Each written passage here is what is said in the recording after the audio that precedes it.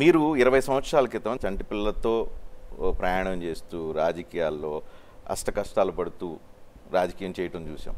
అప్పటి రోజాకి ఇప్పటి రోజాకి ఏంటి డిఫరెన్స్? అప్పుడైతే సినిమాల్లో నుంచి రాజకీయాల్లోకి ప్రచారం కోసం వచ్చిన నేను, సో విమెన్కి సపోర్టివ్గా ఒక వాయిస్ని వినిపించాలి అసెంబ్లీలో, విమెన్కి ఫేవర్గా చట్టాలు చేయించాలి, విమెన్కి సర్వీస్ చేయాలి అన్న ఒక మోటివ్తోనే నేను పాలిటిక్స్లోకి ఎంటర్ అయ్యా 2004. ఈరోజు క్యాబినెట్ హోదాతో గవర్నమెంట్లో ఈరోజు మహిళా పక్షపాత ముఖ్యమంత్రి జగన్మోహన్ రెడ్డి గారి ఆశీర్వాదంతో ఈరోజు మహిళలకి మా ప్రభుత్వం కానీ మేము కానీ ఎంతో మంచి చేయగలుగుతున్నాం, సర్వీస్ చేయగలుగుతున్నాం, సపోర్టివ్గా నిలబడగలుగుతున్నాం. ఇది గర్వంగా ఉంది నాకు. సాటిస్ఫై అవుతున్నారా ఇప్పుడు ప్రజెంట్ ఉన్న రోల్కి, ఇప్పుడు చేస్తున్న మీ రాజకీయానికి?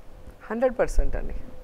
ఎందుకంటే మనం ఏం కోరుకున్నాం, పాలిటిక్స్లో నాకు కొత్తగా పేరో ఫేమో లేదా డబ్బో వచ్చేది ఏమి ఉండదు. ఆల్రెడీ నేను పీక్స్ చూశాను. టాప్ మోస్ట్ హీరోయిన్గా సౌత్ ఇండియా మొత్తం అన్ని లాంగ్వేజెస్లో నేను యాక్ట్ చేశాను. పేరు కానీ డబ్బు కానీ ఫేమ్ కానీ ఈరోజు నేను ఎక్కడికి వెళ్ళినా కూడా రోజా అని గుర్తుపట్టి నాతో ఫోటో తీసుకొని నన్ను అభిమానించే వాళ్ళని నేను సంపాదించుకున్నా. సో సర్వీస్ చేయాలన్న మోటివ్తో మనస్ఫూర్తిగా రాజకీయాల్లోకి వచ్చాను. ఈరోజు అది చేసే అవకాశం వచ్చింది.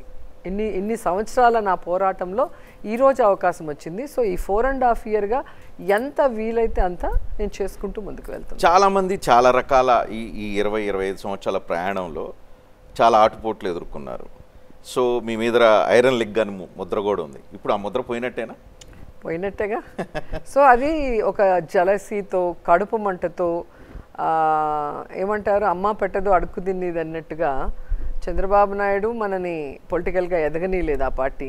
సో బయట వచ్చి ఎక్కడ రాజశేఖర రెడ్డి గారు నన్ను ఆశీర్వదించి ఒక మంచి పొజిషన్కి తీసుకెళ్తారేమో అన్న భయపడిన వాళ్ళకి ఆయన మరణాన్ని నాకు అంటగట్టి నన్ను ఐరన్ లెగ్ చేసి నా రాజకీయ జీవితానికి ముగింపు పలకాలన్న ప్రయత్నం చేశారు. కానీ జగనన్న, విజయమ్మ గారు అది నమ్మలేదు. ఎందుకంటే ఇలాంటివి మేము నమ్మము. ఆ 6 రోజులు అంటే నేను కలిసి వెళ్ళిన తర్వాత ఎంతోమంది కలిశారు అండ్ వాళ్ళు ఎంతో మంచి చేశారు.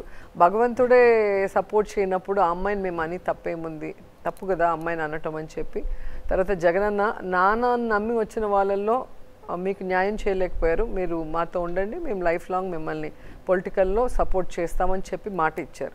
సో ఆ రోజు ఇచ్చిన మాట ప్రకారం ఈ రోజుటి వరకు ఒక చెల్లెల్లాగే నాకు అన్ని సమయాల్లో అండగా నిలబడి నన్ను కాపాడుతూ నన్ను పొలిటికల్గా సక్సెస్ఫుల్గా ముందుకు నడిచే విధంగా నాకు రాజకీయంగా సముచిత స్థానాన్ని కల్పించారు. సో ఇంతకంటే ఎవరేం కోరుకుంటాం?